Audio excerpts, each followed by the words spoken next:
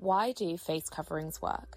During the recent COVID-19 pandemic, across the world, governments have implemented rules that stipulate face coverings must be worn in order to help limit the spread of the virus.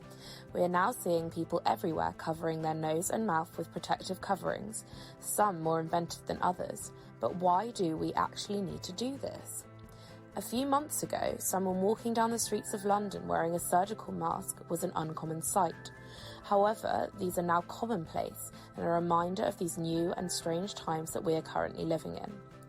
There has been speculation around whether face masks are entirely necessary. However, many countries have made face coverings mandatory, but do they really help fight the battle against COVID-19? A key point is that the countries that flatten the curve use masks in public, says Chris Kenyon, head of the Sexually Transmitted Diseases Unit at the Institute of Tropical Medicine, who has examined whether face masks will have played a role in limiting the spread of COVID-19 in certain countries.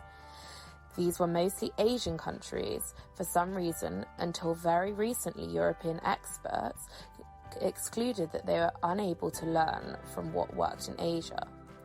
The virus can spread simply through a single droplet by speaking or breathing. We spray thousands of droplets that are not seen by the naked eye whenever we speak, cough, sneeze, or breathe heavily. The virus can survive in these droplets and be passed on to members of the public by them either breathing them in or picking them up by touching objects that the droplets have settled on and then ingesting those droplets. Face masks significantly reduce the distance that these droplets can travel.